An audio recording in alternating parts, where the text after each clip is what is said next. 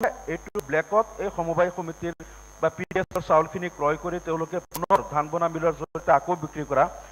তেওঁলোকৰ বিৰুদ্ধে গোচৰ চলাবলৈ আৰক্ষীৰ শীৰ্ষ বিষয়াসকলে অনুমতি দিয়া নাই বুলি এই বাতৰিত প্ৰকাশ পাইছে আৰু তেওঁলোকে ক'ব বিচাৰে যে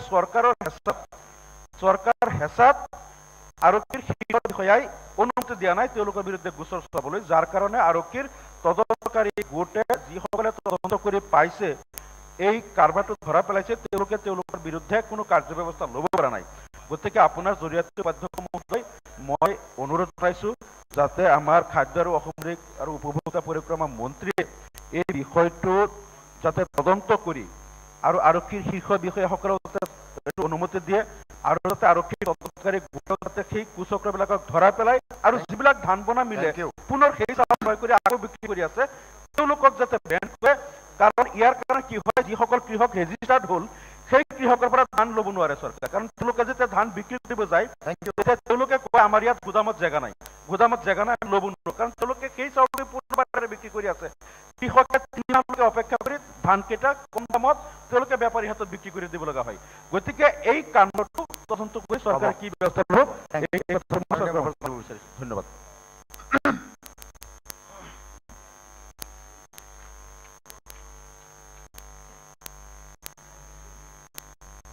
অধ্যক্ষ ডাঙৰীয়া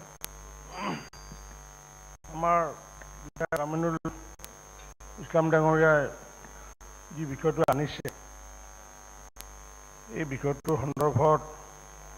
আমি চৰকাৰীভাৱে এইখিনি ক'বলৈ বিচাৰিছোঁ তেখেতে বিষয়টো আনিছে চৰকাৰী চোৰাং চাউল পুনৰ খাদ্য নিৰ্মাণকে বিক্ৰী কলা বেপাৰী চক্ৰৰ কিন্তু এইখিনি আমি যেতিয়া অধ্যয়ন কৰিলোঁ অধ্যয়ন কৰাৰ পিছত আমি দেখিলোঁ যে হয় কলা বেপাৰী বা চোৰাং চাউল এনেকুৱাকৈ ব্যৱসায় নকৰা বুলি মই ক'ব যোৱা নাই বৰঞ্চ মই এডমিটেই কৰিছোঁ আৰু এডমিট এইকাৰণে কৰিছোঁ অসমৰ গৃহ বিভাগে ইতিমধ্যে তেনেকুৱা বহু চোৰাং চাউলৰ ব্যৱসায় ইতিমধ্যে কৰায়ত্ব কৰিছে আৰু যাৰ ক্ষেত্ৰত 3টা মাহত আমাৰ অসম আৰক্ষীয়ে ইতিমধ্যে 4,800 কুইণ্টেল চাউল তেওঁলোকে জব্দ কৰিবলৈ সক্ষম হৈছে আৰু আমাৰ বিভাগ আৰু অসম আৰক্ষীৰ তৎপৰতাৰ বাবে এতিয়ালৈ আমি 28গৰাকী ব্যক্তিৰ বিপৰীতে হয় এফআইআৰ দিছোঁ বা ইতিমধ্যে গ্ৰেপ্তাৰ কৰা হৈছে যোৱা 3টা মাহত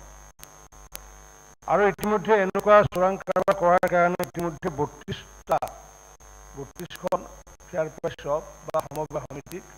আমি ছাছপেণ্ড কৰিছোঁ এতিয়া আমি 4,800 কুইণ্টেল আমি চাউল যে জব্দ কৰিব পাৰিছোঁ আমি যে 28গৰাকীৰ বিপৰীতে যে আমি যে এফআইআৰ দিছোঁ বা গ্ৰেপ্তাৰ কৰিব পাৰিছে অসম চৰকাৰে বা 32জনৰ বিপক্ষে যে ছাছপেণ্ড কৰা হৈছে লাইচেঞ্চ এইটোতো আমি অসম চৰকাৰকতো ক্ৰেডিটে দিব লাগিব আপুনি আমিনুল ইছলাম ডাঙৰীয়াই আকৌ কৈছে কি যে আমাৰ চৰকাৰৰ ফালৰ পৰা হেঁচা প্ৰয়োগ কৰা হোৱা বুলি কৈছে এইটো আচলতে নহয় যি ধৰণে তেখেতে কৈছে আমাৰ চৰকাৰে এই ক্ষেত্ৰত স্পষ্ট নীতি এটা আছে যে দুৰ্নীতিৰ ক্ষেত্ৰত আৰু বিশেষকৈ এনেকুৱা ধৰণৰ ব্যৱসায়ৰ ক্ষেত্ৰত আমি পৰ্যায়ক্ৰমে আমাৰ বিভাগটো সফলতা অৰ্জন কৰিছে নহ'লে ইমান কেইখন লাইচেঞ্চ আমি ছাছপেণ্ড কৰিব নোৱাৰিলোহেঁতেন বা ইমান চাউল আমি জব্দ কৰিব নোৱাৰিলোহেঁতেন আৰু দ্বিতীয়তে আমি যি FCI কথাষাৰ যি ওলাইছে আজি আমি সকলোৱে জানো যে আমাৰ অসমত আমি যিহেতু পৰ্যাপ্ত ধান আমাৰ কৃষকৰ পৰা আমি পোৱা নাই কাৰণ কিয় আমি 10 লাখ মেট্ৰিক টন ধান কিনাৰ কথা আছিলে আৰু এইটোৰ কাৰণে আমি 6টা এজেঞ্চি নিয়োগ কৰিছিলোঁ আৰু লগতে আমাৰ এজেঞ্চি আছিলে Assam food and civil supply corporation limited আৰু এনেকুৱাকৈ নাফেড নাকবকে FCI আদি কৰি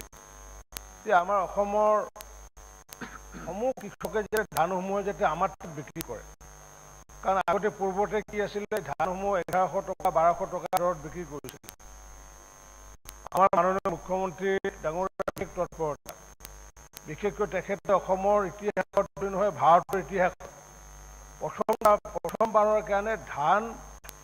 ক্ৰয় সন্দৰ্ভত গাঁও সভা আয়োজন কৰিছিলে আৰু সমগ্ৰ অসমতে গাঁও সভা আমি অনুষ্ঠিত কৰিছিলোঁ। ছাবজেক্ট আমাৰ বেলেগ নাছিলে, এটাই আছিল ছাবজেক্ট যে পেডি প্ৰকিউৰমেণ্টৰ ওপৰত গাঁও সভা হ'ব লাগে। আৰু প্ৰতিখন গাঁও সভাতে আমি ৰাইজক আহ্বান জনাইছিলোঁ, কৃষকক আহ্বান জনাইছিলোঁ যে আমি 10 লাখ মেট্ৰিক টন ধান ক্ৰয় কৰাৰ কাৰণে ইতিমধ্যে ভাৰত চৰকাৰে অনুমতি দিছে, FCI আমাৰ পৰা ল'ম বুলি কৈছে। আৰু আমি বিভিন্ন বাতৰি কাকতৰ বিজ্ঞাপনকে আদি কৰি আমাৰ জনপ্ৰতিনিধিসকলে বিভিন্ন গাঁও হৈ এই এপিটো দিয়াৰ পিছতো আমাৰ কৃষকে, অসমৰ কৃষকে আমাক 5.5 লাখ মেট্ৰিক টনহে ধান ইতিমধ্যে আমাক দিবলৈ সক্ষম হৈছে। অৰ্থাৎ ক্ৰয় কৰাৰ ক্ষমতা আমাৰ বেছি আছিলে, কিন্তু অসমৰ হাতৰ কৃষকৰ হাতত ধান নাপালোঁ। আৰু এই ধানসমূহ যদি আমি ক্ৰয় কৰিলোঁ, ক্ৰয় কৰাৰ পিছত আমি এই ধান যদি 1 কুইণ্টেল ধান যদি আমি ক্ৰয় কৰোঁ, তেতিয়াহ'লে তাৰে বিপৰীতে আমি 67 কেজি চাউল আমাক মিলাৰে জমা দিব লাগে। আমাৰ 6টা এজেঞ্চিৰ পৰা 5.5 লাখ মেট্ৰিক টন ধান আমি কিনাৰ পিছত আমি মিলাৰে সেইবোৰ আৰু মিলাৰে সেইবোৰ FCI দিয়ে। আৰু FCI যিমানখিনি ধান ক্ৰয় কৰিছে তাৰে বিপৰীতে চাউলৰ পইচাটো দিব পাৰিব। আপুনি কোৱাৰ দৰে যে সেইবোৰ আকৌ ৰিপেকেজিং কৰি পেলাই পুনৰ FCI লয়, সম্ভৱ নহয়। কাৰণ সম্ভৱ নহয়, FCIত এনেকুৱা কেমিকেল টেষ্ট আছে। যিহেতু আমি জানো যে আমাৰ অসমত পৰ্যাপ্ত আমি ধান দিব পৰা নাই, চাউল দিব পৰা নাই, গতিকে পাঞ্জাৱকে আদি কৰি বিভিন্ন ধৰণৰ চাউল আহে। আৰু এই চাউলৰ আজিৰ নতুন চাউল নহয়, নিশ্চিত ওপৰত 6 মাহ আগৰ চাউল।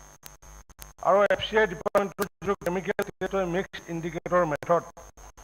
মিক্স ইণ্ডিকেটৰ মেথডৰ জৰিয়তে তেওঁলোকে 6 মাহ পুৰণি চাউল অট'মেটিকলি ৰিজেক্ট হৈ যায়।